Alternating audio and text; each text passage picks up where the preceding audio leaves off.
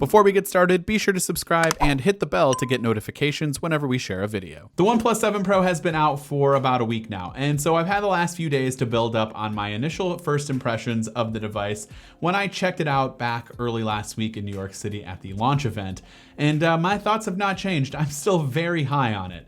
I do want to approach this comparison in a slightly different way, however, than I normally do, by giving you one thing that I like and trying to give you one thing that I don't like about each device in each category, like design, camera, software, performance, etc. Also, over the course of this video, I'm probably going to remind you that there is a $500 price difference between these phones. The iPhone XS Max that I have here is the 256 gig model that comes in at $1,250. And the OnePlus 7 Pro has 12 gigs of RAM and 256 gigs of internal storage, and it's only $750. So keep that in mind as it's very important. As far as build and design and the quality of the hardware, the main winner for me is the display on the OnePlus 7 Pro, as it should be. This display is beautiful, and it's just as beautiful as the first time I saw it. It is a massive 6.67 inch 3120 by 1440 AMOLED display that the company calls its fluid AMOLED display because of the high screen to body ratio, as well as the 90 Hz refresh rate, which leads to a buttery smooth experience when scrolling through web pages and just generally navigating throughout the operating system.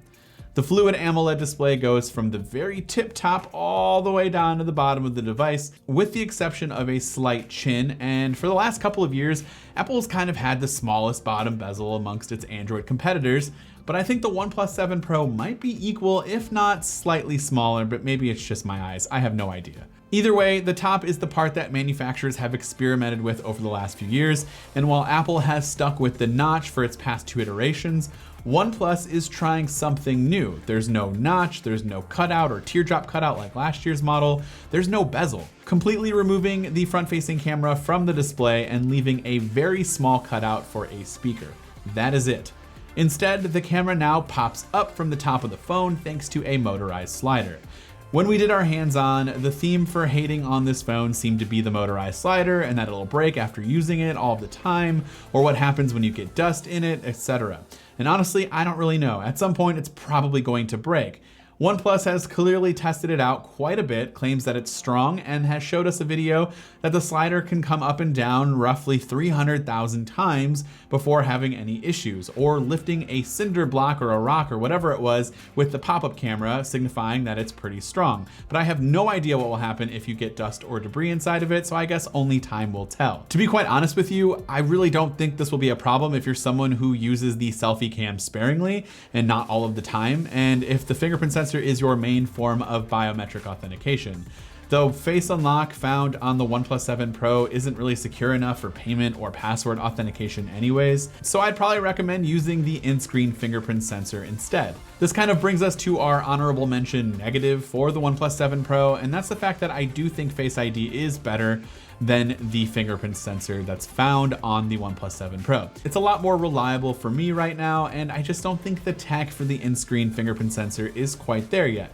That doesn't mean it's bad, but it's just not better than Face ID. But if we look at my main negative for the display or the design category in general, it's the curved edges on the screen. I hate this, I hate this, I absolutely hate this. Sure, it looks cool, I guess, but it serves no functional purpose at all. I blame Samsung for this trend, it's the worst. Apple made its displays relatively flat, which means no accidental touches when holding it in my hand. I can easily find a screen protector that fits properly and works well because the edges of the screen don't spill over on the sides, making it very hard to put a screen protector on your phone.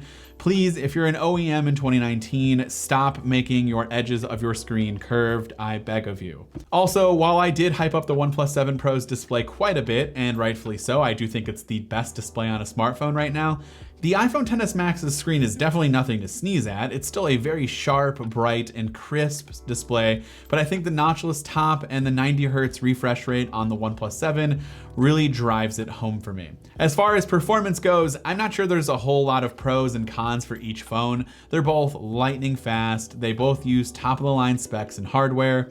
I suppose if you look on paper, you'll see the 12 gigabytes of RAM on the OnePlus 7 Pro compared to the iPhone XS Max's 4 gigs of RAM, but the operating system handles background tasks and apps in such a different way that performance difference might be negligible despite what the specs might say.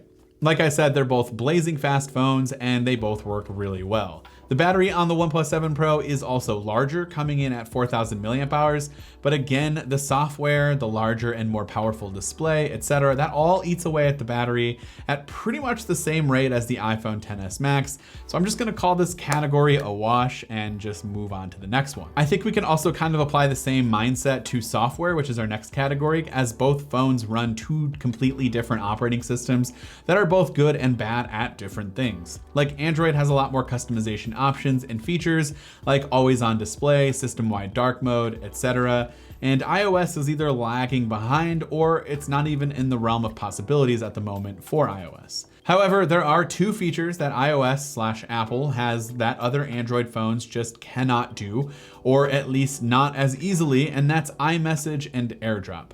There is a workaround out there apparently that requires users to have a Mac running 24/7, and with some tweaking, you could technically get iMessage working on an Android device, but I'm talking about out of the box, no muss, no fuss, average consumers being able to use iMessage.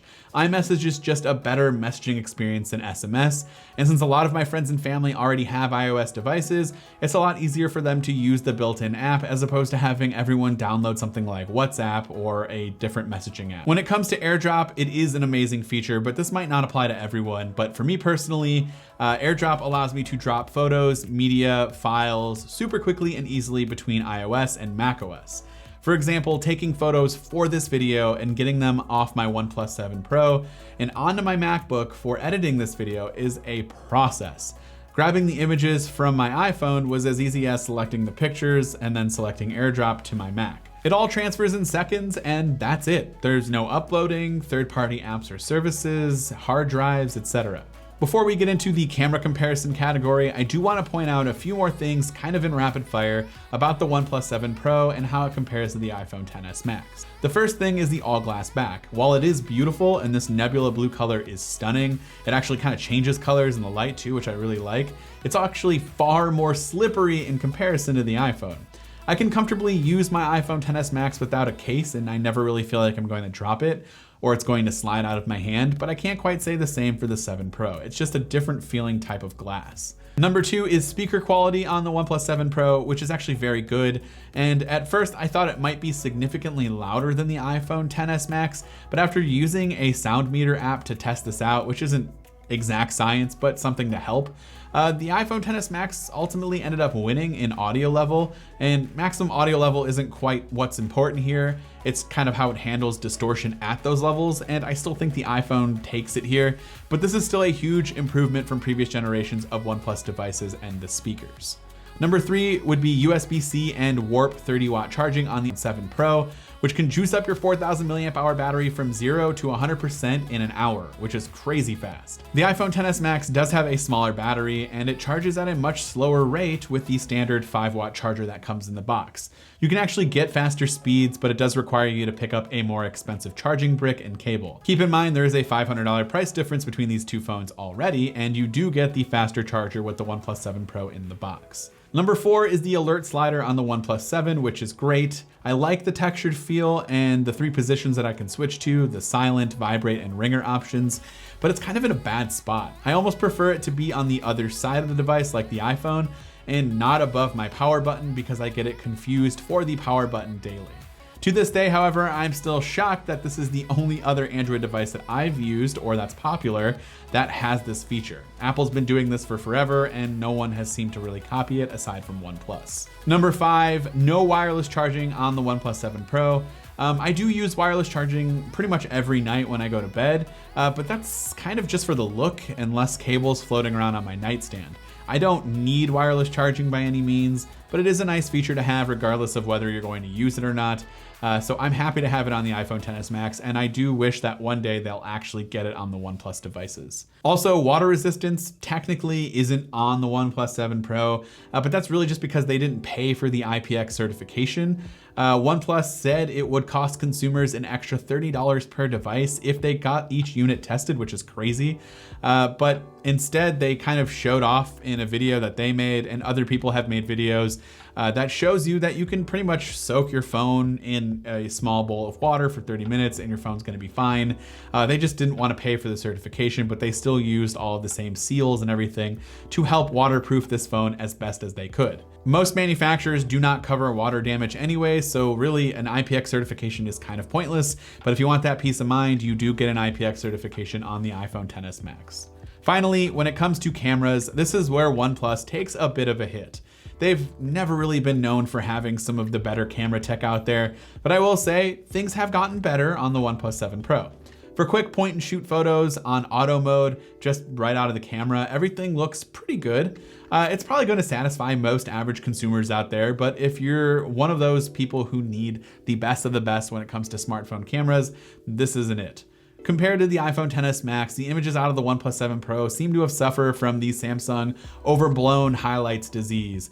Although it's not quite as bad, you can definitely tell just how much more the highlights are getting boosted in each photo when looking at the trees or the sky compared to the iPhone. Some of you might actually like this look sometimes. I know I do at certain points, as it tends to give users a more bright and vivid picture, as opposed to the more natural look and feel coming from the iPhone XS Max. It really just depends on your preferences. Portrait mode on the OnePlus 7 isn't bad either, but I do feel like the depth of field from the iPhone XS Max is much more crisp.